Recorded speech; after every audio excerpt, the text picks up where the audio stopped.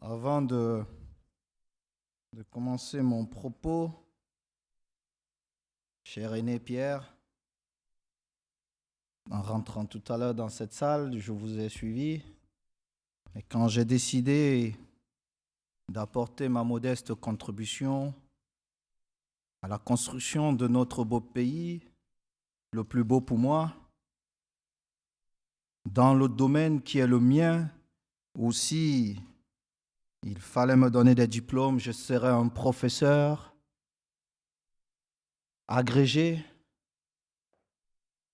Certains disaient que je n'allais pas réussir.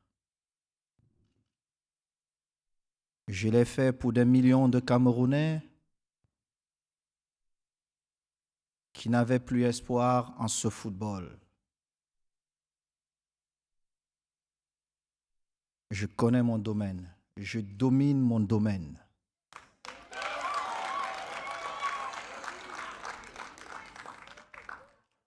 Ce que d'autres ne voient pas aujourd'hui, je regarde déjà ce qui pourra se passer dans 2 ans. Le football, c'est un sport de beaucoup d'émotions, mais les victoires se construisent. Et il faut parfois du temps et de la patience. Croyez-moi, chers frères, je sais où je suis en train d'aller et j'arriverai à bon port.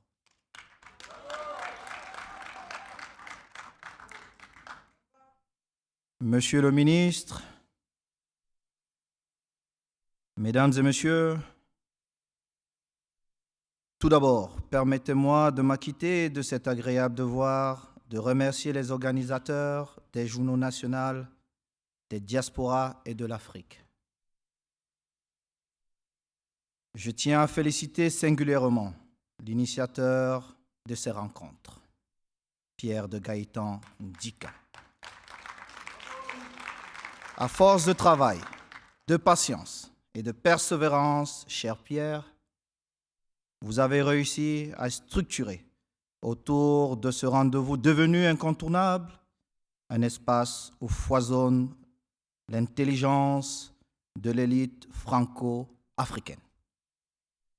Ici se retrouvent et échangent des femmes et des hommes qui ont le souci de créer, d'innover et de développer. Je tiens aussi à saluer les personnalités invitées que j'aperçois dans cette salle, chers amis. Les débats que vous avez animés nous ont enrichis de vos connaissances, de votre savoir-faire et de votre expérience. Merci de partager ces trésors inestimables avec nous. J'ai aussi une pensée pour les Bordelais qui nous accueillent en cette occasion dans leur belle cité, l'influente capitale mondiale du vin, mais aussi terre amatrice du football, qui a offert au monde des artistes du ballon rond, tels que Jean Tigana, Alain Giresse et Zinedine Zidane. Ceux qui ont bien voulu m'associer à cet événement savent en ce qu'il me concerne à plus d'un titre. En effet, depuis que j'ai mis fin à ma carrière de football, laquelle s'est déroulée pour l'essentiel en Europe, j'ai vécu entre le vieux continent, l'Afrique et le Moyen-Orient. Et comme vous le savez, mon pays, le Cameroun, est désormais le lieu de mon principal établissement. Depuis que j'ai été élu le 11 décembre dernier à la tête de la Fédération camerounaise de football. Vous allez me permettre de dire à quelqu'un qui a joué un grand rôle dans l'ombre, comme dans toute élection, mon cher aîné, cher papa, merci du fond du cœur. Je crois que sans toi, cette élection aurait été beaucoup plus difficile. Les gens ne le savent pas, mais il m'a fallu des hommes de l'ombre qui m'apportaient cette stratégie. Merci, cher papa. C'est le super maire qui est là, cher papa. Je ne voudrais pas que tu restes dans l'anonymat. Les Camerounais doivent savoir que tu as contribué au changement du football de notre beau pays. Le jeune retraité qui se présente devant vous aujourd'hui aurait pu être un damné de la mer ou un de ces gavroches qui, prenant le chemin d'un inconnu fantasmé, meurt par noyade, en rêvant de réussir au loin, en l'instar des gamins d'Atlantique, le film de la cinéaste Mati Diop. J'ai été sauvé par le football, mais je suis conscient qu'en dépit du travail acharné qui a fait ma carrière, j'ai eu plus de chance que d'autres jeunes, peut-être même plus doués que moi.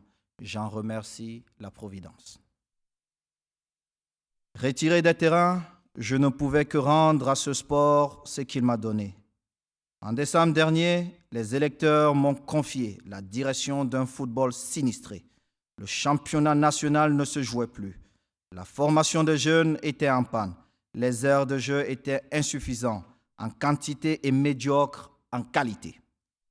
Les instances dirigeantes minées par les querelles intestines et la corruption, voilà le défi que je devais relever. J'avais soumis aux Camerounais un projet visant à redonner à notre sport roi toute sa grandeur d'antan. En résumé, ce programme consiste à permettre aux jeunes de jouer au football dans de meilleures conditions.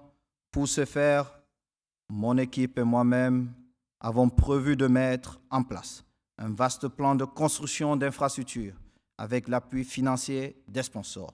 J'en profite pour remercier le groupe Castel.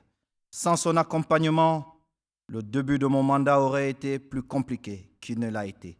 Merci à mon frère cher, Emmanuel Detailly. Monsieur le directeur général du groupe SAB, vous avez démontré qu'une entreprise à capitaux majoritairement français peut à ce point s'impliquer dans un projet profitant aux jeunes du continent. Notre projet prévoit notamment de construire 12 stades de football dans différentes régions du Cameroun. L'humain étant au centre de nos préoccupations, nous avons fixé un salaire minimum pour chaque footballeur, ainsi qu'une assurance maladie qui permettra aux joueurs de se soigner en cas de blessure professionnelle. Au sein de la fédération elle-même, une restructuration profonde nous conduira à y installer un système d'information adapté à son volume d'activité et digitaliser et dématérialiser les procédures et les transactions pour éradiquer la corruption et toutes les autres mauvaises pratiques. Nous travaillons également à trouver des solutions pour éviter que les footballeurs retraités ne tombent dans l'indigence. La relance du spectacle dans les stades augure de sa reprise dans les médias. J'espère que les frères qui sont ici voient ce qui se passe en Bouddha, à Bafoussam, à Douala. Nous avons des stades aujourd'hui avec 15-20 000 personnes. C'est juste incroyable. Nous voulons ainsi accroître l'attractivité du football pour développer une industrie créatrice d'emplois et génératrice de nouveaux métiers. Mesdames et messieurs, je mesure l'importance de construire des ponts reliant les Africains à ceux qui, Afrique d'origine ou non, aiment ce continent. Les médias décrivent l'Afrique comme un endroit désolé, perpétuellement en crise. Personnellement, je perçois les crises comme une des opportunités. Nous sommes donc une terre d'opportunités. À ce sujet, je voudrais partager avec vous un propos tenu par un dirigeant français en terre africaine. Je cite: « Nous devons encourager l'entrepreneuriat dans les domaines de l'économie, de la culture, du sport. Personne ne doit décider de notre avenir. C'est à nous de le faire. À nous de penser à ce que nous allons léguer aux générations futures. Ce narratif veut dire que c'est à l'Afrique de décider et de créer son propre modèle, de développer son propre entrepreneuriat et de l'expliquer au reste du monde. et non pas de se résigner à n'être qu'une victime passive de la globalisation. Je suis convaincu que c'est non seulement bon pour l'Afrique, mais c'est aussi bon pour la France. Parce que si le continent africain trébuche, la France et même l'Europe tomberont avec lui. Pour deux raisons. D'abord, parce que l'Europe n'est pas une île. Et le phénomène migratoire est là pour nous rappeler que nos deux continents ont une communauté de destin. Ensuite, parce que l'Europe et la France en particulier abritent une importante diaspora africaine, laquelle ne peut s'épanouir en France si dans leur pays d'origine, des gens vivent dans la pauvreté. Je suis convaincu que l'entrepreneuriat est une partie de la solution. Ce propos a été tenu il y a 4 ans à Lagos par Emmanuel Macron lors d'un débat organisé par mon cher grand frère Tony Elumelu en marge de la visite du président de la République française au Nigeria. Je partage sans réserve cette préconisation.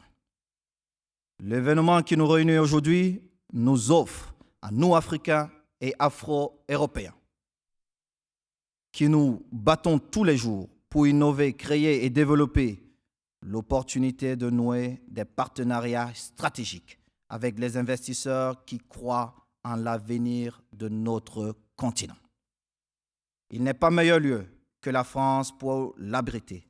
Cette France qui est le premier créateur de start-up d'Europe continentale. Nous devons apprendre d'elle, comme elle peut apprendre de nos écosystèmes embryonnaires, mais ô combien créatifs. Apprendre à mettre en marche ces petites entreprises et les faire grandir.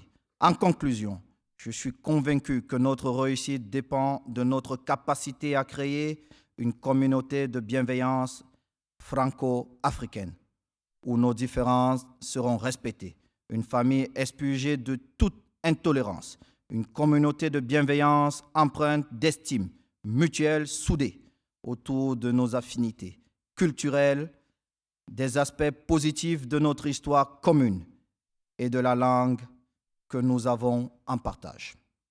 Ce serait alors le ciment d'un partenariat pour l'épanouissement de tous.